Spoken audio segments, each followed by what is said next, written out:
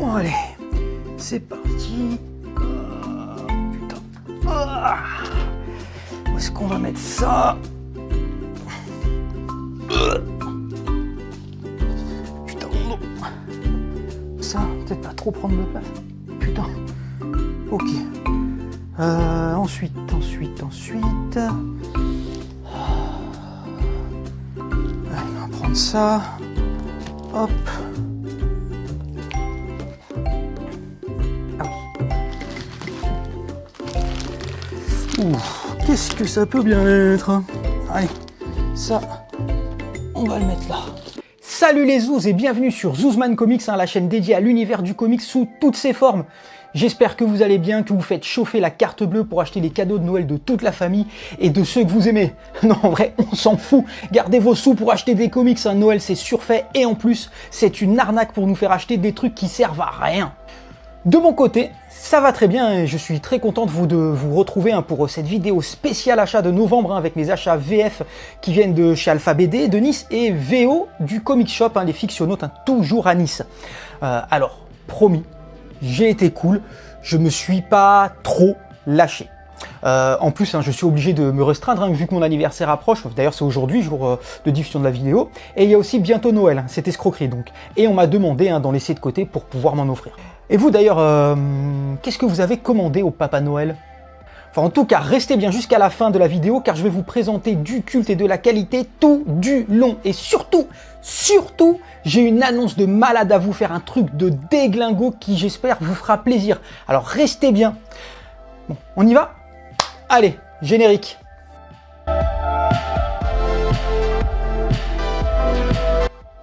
Avant de commencer, il faut savoir que j'ai tourné à l'origine une vidéo au sein de la librairie Alpha BD, comme d'habitude, mais j'étais pas satisfait du résultat.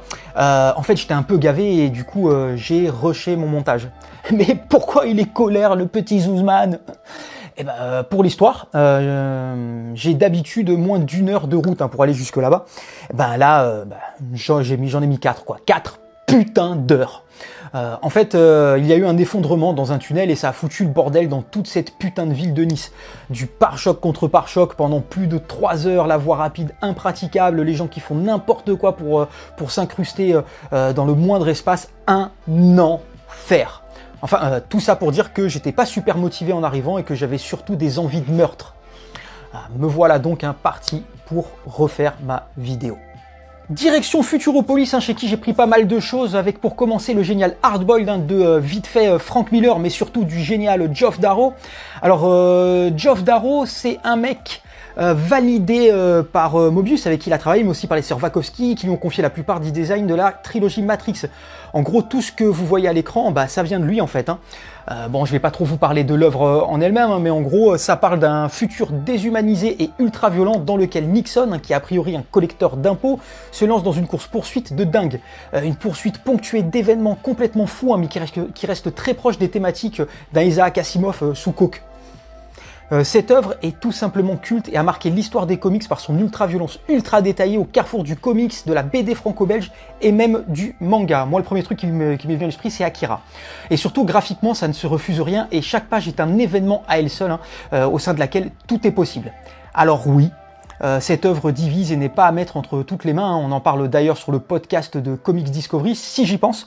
Je mettrai le lien dans la description. Toujours chez Futuropolis, j'ai pris les 3 tomes de Shaolin Cowboy en édition prestige.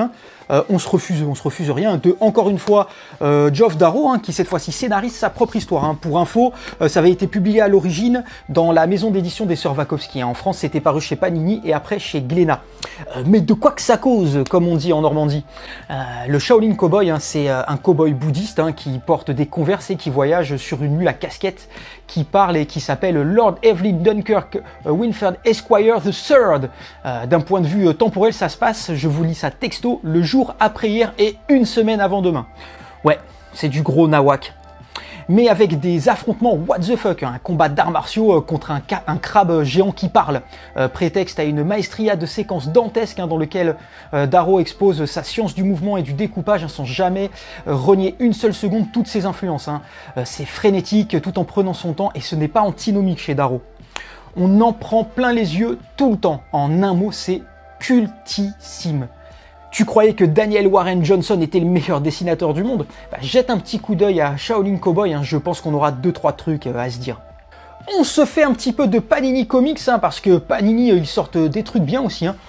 On commence avec les Éternels de Gillen Ribic, hein, en grand format, histoire de profiter encore plus des magnifiques dessins de l'artiste. Le truc cool, c'est qu'on a déjà en VF le premier arc, hein, qui vient de se terminer aux États-Unis. Hein. Je suis sûr que la sortie du film n'a strictement rien à voir là-dedans d'ailleurs. Enfin bref, dans cette histoire, les Éternels, ils ont un tout petit problème. Un mystérieux assassin tue les Éternels un par un et en plus a pété la machine de résurrection, mais aussi l'ordinateur monde, hein, qui permet à la Terre de bien fonctionner. Du coup, il y a des catastrophes qui se produisent. Icaris, hein, donc celui qui vole et qui est super balèze et qui tire des rayons avec ses yeux, hein, il va devoir mener l'enquête et traquer le mystérieux assassin, pas si mystérieux que ça, hein, puisque la cover le spoil allègrement. Bref, un récit excellent mais pas très surprenant, hein, qui permet de rentrer dans l'univers des Éternels assez facilement, même quand on est débutant. Et je le répète, les dessins sont classe. Toujours chez Panini, hein, donc j'ai pris un parpaing de qualité avec l'Omnibus volume 1 de John Byrne sur les 4 Fantastiques. Alors le run de Byrne, hein, c'est un truc mythique, c'est genre un run de 5 ans sur les personnages, hein, entre 1980 et 1986, à qui il va donner une nouvelle jeunesse car ils avaient un peu perdu de leur superbe depuis le départ de Jack Kirby. Genre il intègre She-Hulk, hein, qui remplace The Thing par exemple, ça se frite avec Fatalis, Annihilus ou encore Galactus, enfin ça c'est comme d'hab quoi. Bref, une super période des 4 Fantastiques, hein, vraiment.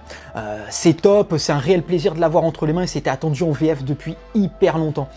C'est un trip nostalgique, hein, et c'est pas pour tout le monde ni pour toutes les bourses, hein, par contre ça j'avoue. Attention par contre à un truc, hein, cet omnibus est identique à son homologue VO. Il n'y a que les épisodes de Byrne, rien d'autre, hein, c'est-à-dire qu'il y a des moments, bah il y a des trous, et parce qu'il n'est pas là. Genre en plein milieu de l'histoire ou quand il revient à la fin d'un arc et du coup bah soit vous n'avez pas le début, soit vous n'avez pas la fin de l'histoire, enfin bref, hein, vous voilà prévenu. On se fait un peu de Delcourt, hein, parce qu'il nous sort une intégrale d'une œuvre légendaire, hein, l'un des trucs les plus longs jamais écrits par Frank Miller, Martha Washington.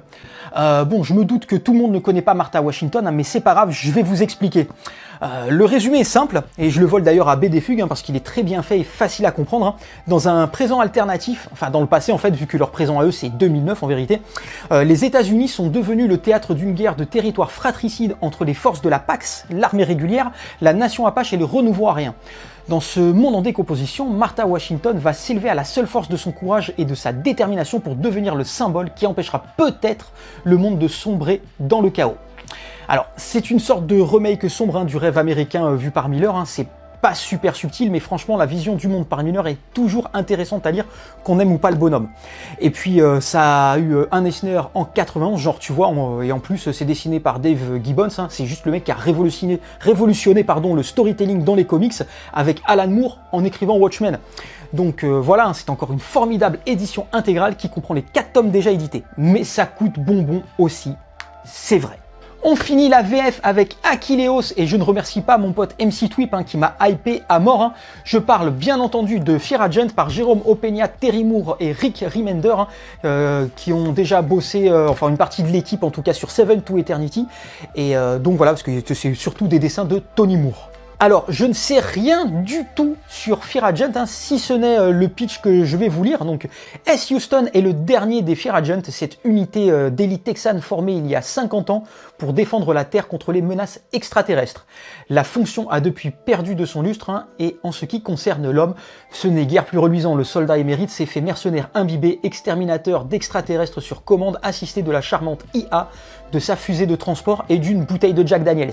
Le soifard de combat n'est pas loin de sombrer lorsqu'il se trouve projeté au cœur d'une conspiration ourdie par des amibes tueuses visant évidemment à anéantir l'humanité.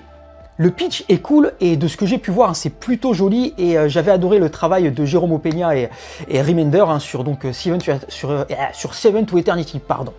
Alors oui, je vais dépenser 70 balles en me basant uniquement sur la parole d'un mec qui porte un masque, qui est fan de sneakers et de rap de plus ou moins bonne qualité. Alors si c'est nul, hein, et il rembourse, il m'a promis. J'ai pas de preuves, mais en 2021, les preuves, hein, ça se fabrique assez facilement et puis je commence à toucher un petit peu ma bille en montage. On s'attaque maintenant à la VO, hein, que je me suis donc procuré chez les Fictionautes, le comic shop de Nice. Et on commence avec DC versus Vampire 2.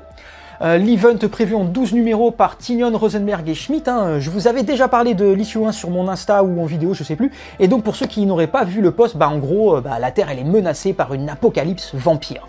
Alors ça ne perd pas de temps, c'est plutôt bien écrit et joli sans être exceptionnel, et ça vaut surtout pour le petit côté paranoïaque dû au fait qu'on ne sait jamais qui a déjà été converti, et franchement c'est assez bien ficelé à ce niveau, avec parfois des événements assez what the fuck et même parfois assez drôles. Du coup j'ai plutôt hâte de lire cet épisode, et puis en plus la cover elle claque franchement. On passe ensuite chez Image Comics pour le 3e épisode de l'incroyable série Primordial par Lemire et Sorrentino qui nous avait déjà offert le fabuleux Gideon Falls. On passe ensuite chez Image Comics pour le 3e épisode de l'incroyable série Primordial de Lemire et Sorrentino qui nous avait déjà offert le fabuleux Gideon Falls. Alors cette série raconte ce qui aurait pu arriver aux différents animaux envoyés dans l'espace quand les USA et la Russie se tiraient la bourre, sauf qu'on imagine qu'ils seraient jamais revenus, tout en suivant différents événements qui se passent sur Terre. Dans notre réalité, Laika, le chien russe, est revenu en vie, mais les 2 singes américains, Abel et Baker, eux, ils sont morts en orbite. Mais du coup, qu'est-ce qui leur arrive? Enfin, qu'est-ce qui pourrait leur être arrivé dans l'univers de Sorrentino et Lemire? Alors difficile de vous le raconter sans vous spoiler, car on est déjà à la moitié de l'histoire, mais tout ce que je peux vous dire, c'est que le storytelling de Sorrentino a encore passé un level. C'est assez dingue en fait, je crois que c'est actuellement à mes yeux, et sans juger le trait en lui-même, le meilleur conteur d'histoire de comics actuel. C'est du jamais vu. Il a inventé un tout nouveau style qui a complètement changé le game, comme a pu le faire Gibbons à son époque ou McFarlane. Voilà. Du Quietly puissance 1000. En plus, il change de style à la volée, le style qu'on connaît avec son trait gras, parfois abstrait, de Gideon Falls pour les phases sur Terre ou plutôt réelles. Et quand il s'agit des scènes mettant en scène les animaux, on dirait très fortement du Quietly d'ailleurs. Voilà. Donc un scénario bien ficelé, du storytelling de ouf, franchement foncez dessus dès que ça sort en VF ou sur la VO si vous pouvez. On passe à Eternals 7, toujours par le duo Gillen et Ribic, qui raconte donc le nouvel arc qui fait suite à ce qu'on a pu lire chez Panini. Alors impossible de vous raconter l'histoire sans vous spoiler le premier arc, mais tout ce qu'il y a à savoir, c'est que si vous avez aimé cet arc, vous aimerez la suite. C'est toujours aussi bon et surtout aussi beau. On passe chez Marvel avec Dark Ages 3, sachant que j'ai pas le 2, mais bon, il est en commande chez mon libraire, voilà. Bref, c'est écrit par Tom Taylor, qui est partout en ce moment, et c'est dessiné par Iban Coelho. Le pitch est assez sympa, donc une créature surpuissante a été enfermée au sein de la Terre, et des milliards d'années plus tard, elle se réveille et puis elle commence à tout détruire. Pour la contrer, le Docteur Strange a utilisé une immense EMP, une impulsion électromagnétique, qui détruit toutes les sources d'électricité de la planète. 7 ans plus tard, les survivants ont créé de nouvelles sociétés et ont appris à vivre sans électricité. Les héros se sont pour la plupart ligués entre eux et divisés sur différents avant-postes en communiquant entre eux grâce à des télépathes. De son côté, Apocalypse a pris le contrôle de l'Europe et a de bien sombres projets. Alors comme d'habitude avec Taylor, on rentre dans le vif du sujet sans s'encombrer de mise en place qui dure des plombes. Ça se lit une fois encore sans déplaisir, même si ce n'est pas le truc le plus original du monde. Les dessins de Coelho sont assez dynamiques et plutôt sympathiques et dans l'air du temps, mais comme je vous l'ai dit, ça se laisse suivre et c'est coloré et c'est moderne, ça va quoi. Toujours chez Marvel, on passe à Moon Knight numéro 5, toujours par McKay et Cappuccio. Alors Mark Spector, qui est Moon Knight, pour ceux qui ne sauraient pas, voilà, il s'occupe toujours de sa mission de minuit, qui vient en aide aux habitants du quartier, et il est toujours un peu perché et poursuit forcément sa thérapie. Dans l'ombre, un ennemi l'observe et lui envoie régulièrement des ennemis à affronter, mais il s'en sort toujours, enfin du moins pour l'instant. Alors moi je trouve ça toujours super sympa à suivre, c'est un super point d'entrée pour le personnage quand on ne le connaît pas. C'est beaucoup plus fun et décomplexé que le run de Lemire, qui jouait beaucoup sur la psychologie du personnage, mais ça n'empêche pas le tout de bien se tenir et puis de construire une vraie communauté de quartier avec différents personnages autour du anti-héros. Les dessins de Cappuccio sont plutôt sympas, malgré une construction classique qui manque un petit peu de folie, mais franchement, ça vaut le coup. On passe chez DC avec la série Batman vs Bigby, A Wolf in Gotham par Bill Willingham et Brian Leavell. Une mini-série en 6 épisodes qui est un spin-off de Fable du même auteur. L'histoire est assez simple mais plutôt originale dans le contexte habituel de Gotham. Batman enquête sur une série de meurtres où les victimes sont retrouvées déchiquetées et il semblerait que quelqu'un le devance à chaque fois. D'ailleurs, tout semble amener à un livre mystérieux qui parle d'une terre parallèle d'où viendrait ce mystérieux individu. En plus, la fête du livre de la ville approche et est menacée d'attentats à la bombe. Donc voilà, ça change un peu des sempiternelles histoires du Chevalier Noir. Le choc des univers promis a lieu avec un look délicieusement rétro-gothique et avec même quelques planches qui m'ont fait penser un petit peu à du DC Comics.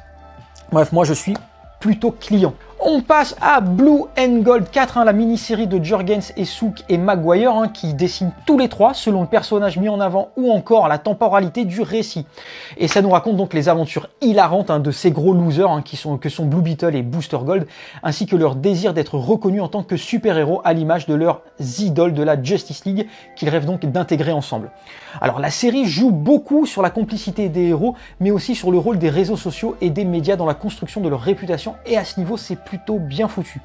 D'ailleurs, dans cet épisode, les deux compères sont invités à un talk show et se retrouvent à se disputer pour savoir qui a sauvé l'autre lors d'un affrontement avec le Blackguard. Chacun va alors raconter sa version de l'histoire.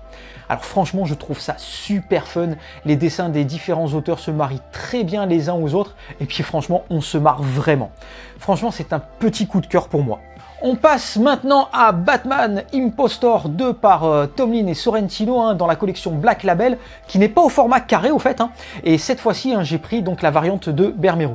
On continue de suivre les aventures de Batman dans ses premières années en tant que justicier, un peu comme dans un certain film qui va bientôt sortir, et qui se voit obligé de suivre une thérapie sous peine de voir son identité révélée par sa thérapeute. En parallèle, on suit toujours l'enquête de l'inspecteur Wong qui cherche à savoir qui est le mystérieux justicier qui agit au sein de la ville et met en péril les investissements des puissants. Alors, c'est réaliste, crédible, sombre et violent, et le storytelling de Sorrentino, qui est décidément très productif en ce moment, est toujours exceptionnel. Franchement, c'est très intéressant comme série. On repasse chez Image Comics avec Gunslinger 2, ouais, parce que, bon bref, attention, donc un moment RTL. Lors de la dédicace de Glenn Fabry, mon Gunslinger Spawn numéro 1 a été malencontreusement égaré. Du coup, il a été recommandé, je l'attends, je suis un petit peu deg. Voilà. Donc Gunslinger est une série de McFarlane et Brett Booth qui prend place dans le Spawnverse lancé avec le one-shot Spawn Universe. Pour rappel, le Gunslinger Spawn est un DL Spawn qui est apparu pour la première fois dans Spawn 114 sous l'identité de Jeremy Winston. Ici, le personnage évolue à notre époque dans une histoire toujours aussi violente. Les dessins de Booth sont exceptionnels, franchement, on en prend plein les mirettes. Je ne peux pas trop vous parler de l'histoire, vu que j'ai pas lu le 1, mais bon, pour info, le titre Scorch, qui devait mettre en scène les différents personnages du Spawnverse en tant qu'équipe, ne débutera qu'en janvier 2022, alors que c'était prévu pour ce mois-ci. Retour au Black Label de DC avec Superman versus Lobo et son crossover improbable. Alors c'est écrit par Siley et Beatty et c'est dessiné par Thomas Andolfo. On retrouve ici un Superman privé de tous ses pouvoirs sur Xarnia, ce qui très rapidement donne lieu à des scénettes hilarantes durant lesquelles l'homme plus tant en acier que ça se retrouve à découvrir les douleurs du quotidien, en marchant sur un objet pointu par exemple. De son côté, Lobo, lui kiffe la life, il brise des nuques et explose des têtes tout en faisant le joli cœur. Mais il apprend qu'on a utilisé son ADN pour créer une armée de clones.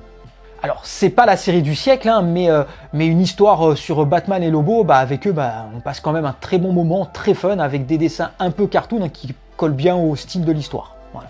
Toujours dans le Black Label, on passe sur The Other History of the DC Universe de John Ridley.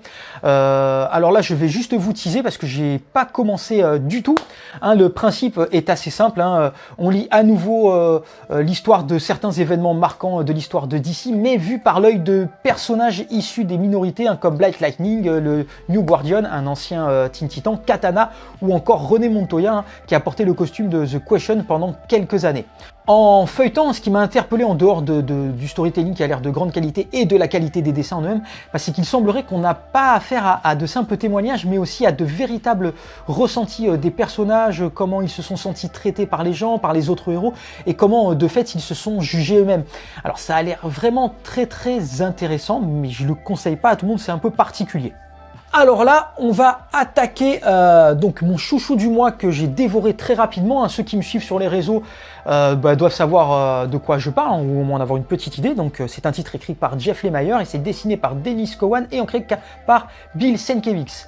Je parle bien sûr de la mini-série The Question, The Death of Vic Sage, paru dans la collection Black Label. Donc Vic Sage est un animateur d'émissions de télé qui n'hésite pas à dénoncer les agissements des criminels et autres politiciens de Hub City.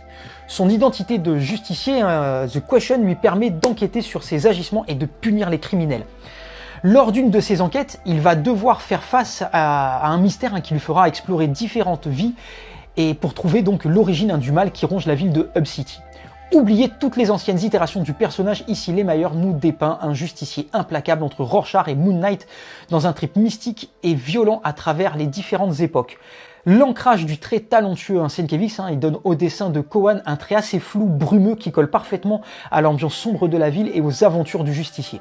Alors j'espère vraiment que ça va sortir en VF, parce que ça date quand même de 2019, et j'ai trouvé ça vraiment, mais alors vraiment super. En fait, ce serait vraiment con que les lecteurs VF passent à côté de cette histoire. C'est un personnage pas super connu, mais c'est vraiment top. En achat bonus, j'ai pris le Phantom The Core avec la variante cover de Michael Turner, mais juste pour la collecte. Je ne sais pas du tout si je prendrai la suite. Voilà. J'ai aussi pris le numéro 1 de la très mauvaise série Daredevil Bullseye de Kevin Smith et Glenn Fabry. Mais si c'est si mauvais, pourquoi je l'ai pris? J'adore le dessin de Glenn Fabry et je trouve la cover top. Pour l'anecdote, c'est un run qui n'a pas été terminé pour plusieurs raisons. À la sortie de ce comics, l'incroyable boost cinématographique avec Ben Affleck sortait au cinéma. Le comics essayait alors de raconter plus ou moins le préquel du film ou une histoire pareille, enfin bref, je sais plus. En tout cas, c'est dans le même univers. Du coup, les plus observateurs d'entre vous auront remarqué la ressemblance entre le Daredevil de la cover et Ben Affleck. Alors bon, c'est super beau, mais c'est super nul.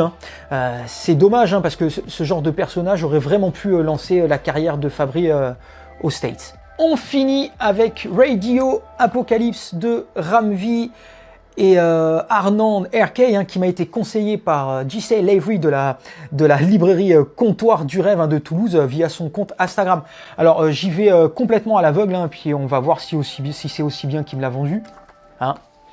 En tout cas, les dessins sont plutôt jolis. Je sais pas vraiment de quoi ça parle. Je vous en parlerai dès que je l'aurai lu. Je suis assez intrigué quand même. Et voilà, c'est tout pour mes achats. Et finalement, je ne suis pas tant un vieux con que ça. J'ai lu plein de trucs très très récents, vous avez vu. Mais si vous croyez que j'en ai fini avec vous, eh ben non. Grosse surprise, motherfuckers. Comme vous le savez, donc sur la chaîne, on a dépassé les 400 abonnés, on a 417 là, et sur Instagram, on est un peu plus de 200. Alors, oui, pour certains, c'est pas grand-chose, il y en a qui ont fait beaucoup plus en moins de temps, mais bon, perso, moi, je m'en fous en vérité. Et je suis vraiment super content, c'est un kiff de faire ces vidéos et de partager avec vous. Vous ne vous rendez pas compte, sérieusement, de ce que vous m'apportez quand vous commentez, quand on échange un peu sur Instagram, et quand je vois que vous faites tourner mes publications, et puis j'ai appris à connaître plein de gens, leur goût, tout ça. Enfin, voilà, franchement, moi, tout ça, ça me touche finalement. Je sais même pas vraiment quoi dire, tellement je partage des trucs avec vous, quoi. Et puis bon, allez, mais bref. En plus, voilà, c'est bientôt Noël et le jour de diffusion de la vidéo, c'est mon anniversaire et donc j'avais envie de fêter ça avec vous. J'ai donc décidé d'organiser un quiz en live le dimanche 19 décembre à 17 h avec des tonnes de cadeaux à gagner, dont certains que je paye de ma poche, d'autres qui ont été offerts gracieusement par Alpha BD et par les fictionautes.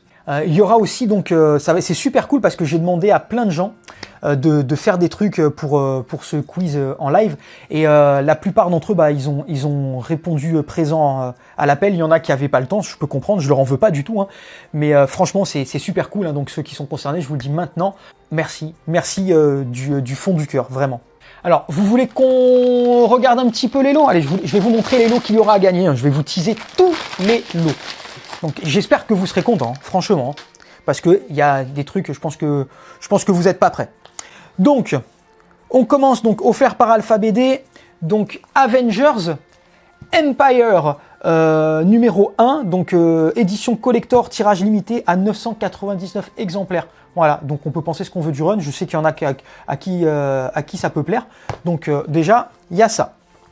On a aussi, pareil, en édition collector, le volume 1 du King in Black, de Donny Cates. Je sais que ça c'est une série qui plaît à énormément de monde, donc je pense que ça fera plaisir. Dans les cadeaux offerts par toujours Alpha BD, par contre j'ai pas mis les choses dans l'ordre, vous avez droit donc à un portfolio qui date certes de 2018, qui avait été créé exprès pour le printemps des comics, et dedans, mais vous avez des trucs de fou. Voilà, donc des dessins magnifiques, comme celui-là, crac. Hop, je vous montre rapidement, voilà. Franchement, c'est magnifique. Hop, je vous les défile tous, hein. Hop là. Donc, hop, je sais pas si on voit bien. Hop là, voilà. Parce que j'ai un peu de la lumière là. Et un Thanos sur la fin. Regardez, hop, c'est Thanos, c'est dessiné par Benjamin Carré, qui est un auteur de Nice. Enfin, un artiste de Nice, voilà. Donc, c'est super top. Hop, il y a un deuxième portfolio avec, qui j'espère fera plaisir aux gens. Donc, un Deadpool. Oh putain, punaise, c'est un truc de fou. Un Deadpool, donc, par Benjamin Carré. Du Batman. Du Harley Quinn. Du Superman par Goran Pavlov. Du Tomb Raider par Marco Santucci. Du Wonder Woman par Maria Laura Sanapo.